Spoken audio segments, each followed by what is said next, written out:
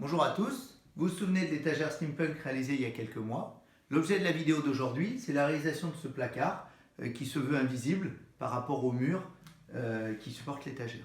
Allez, c'est parti. On voulait finir ce mur puisque à l'occasion de l'étagère steampunk, on a découvert qu'il y avait un placard derrière un mur de briques doublé d'un placo. Donc une fois qu'on a retiré placo et briques, on avait ce vide de plus d'1 mètre cube de volume utile et on cherchait la bonne façon de l'utiliser tout en respectant l'étagère sobre au milieu d'un grand mur. Et donc on est parti plutôt sur un placard invisible, c'est-à-dire un placard sans poignée et sur la même teinte que le mur, c'est-à-dire un bleu pétrole mat. Le placard se compose de 4 portes. On a donc fait une structure en croix avec différentes étagères qui permettent d'exploiter le volume. La quincaillerie, c'est Blum.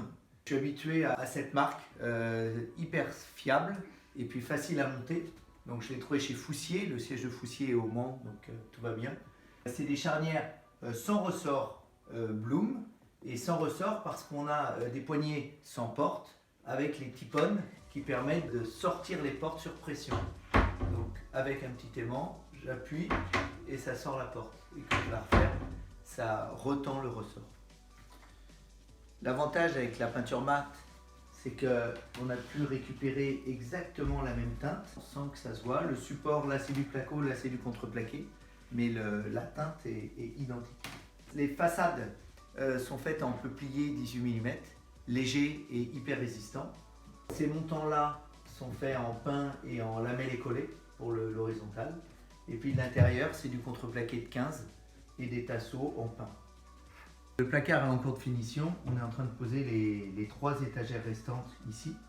Et puis l'intérieur du placard sera peint pour masquer le poids du passé. Alors je vais zoomer sur un problème. Là, on a un mur en briques. Là, on a un mur de 45 cm en pierre et terre. Et là, on a un mur en bois. Donc, les supports d'étagères sur le bois, c'est facile. Vis à bois, ça tient vachement bien. Sur la brique, on perce, on met une cheville, ça se passe bien. Sur la pierre, c'est plus compliqué parce que si on est entre 2 pierres, on est dans du sable. Et ça, tous les monceaux connaissent le problème. Donc, dans ce cas-là, je fais un trou et je remplis le trou avec un ni clou ni vis. Puis, j'enfonce ma cheville dedans, j'attends 20 minutes et ensuite, je peux l'utiliser. Alors, j'aimerais zoomer sur un autre truc. Sur une partie des trous, j'ai utilisé un vieux forêt béton de mauvaise qualité sur une perceuse sans fil, percussion pas très puissante. Et sur les derniers trous, j'ai utilisé un super forêt de 8 SDS avec une Bosch marteau perforateur. La qualité du trou n'est pas du tout la même. Ça fait un trou à 8, ça fait un trou à 8, 9, 10 selon le contexte. J'utilise des chevilles qui marchent bien. Et le dernier truc, c'est une vis 4,50, ça c'est une vis 5,50. Et ben ça change tout. J'utilise des 5,50 pour élargir suffisamment la cheville pour que la prise dans le mur soit correcte. Donc avec ce combo marteau perforateur, mèche forêt SDS de 8 de qualité, vis 5,50 et cheville de qualité, on arrive à du 100% dans les murs. Je vous propose une petite introspection de ce placard en photo pour vous montrer comment il a été fabriqué. Par le passé, le placard avait été rebouché par un mur en briques doublé d'un placo. Une fois retiré, on peut voir le parquet d'avant qui était ciré. 120 kg de gravats pour l'ensemble du mur. On n'a pas trouvé de trésor derrière les briques. L'embrasure de la porte a été retirée à la scie circulaire, scie sabre, scie sauteuse et au rabot. Puis, avec de la pâte à bois, on a refait la surface des bords. Le plancher a été poncé. Les planches de contreplaqué de 15 mm rentrent de justesse dans la voiture.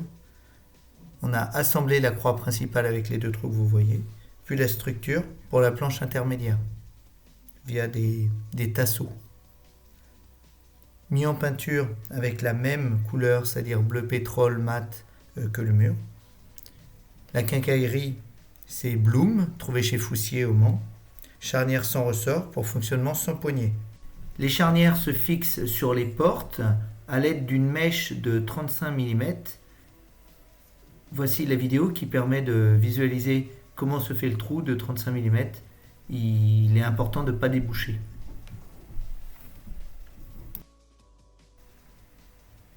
Contreplaqué peuplier 18 mm pour avoir une rigidité et un poids réduit.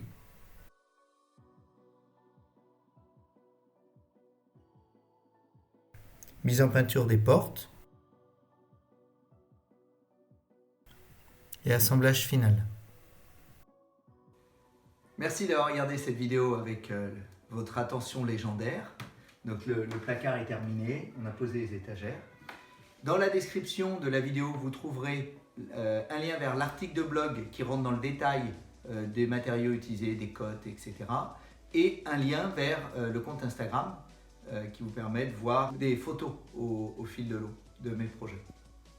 N'hésitez pas à vous abonner à cette chaîne YouTube et puis à mettre des commentaires si vous avez des questions, soit dans le blog, soit dans la vidéo YouTube. Voilà, merci et à la prochaine!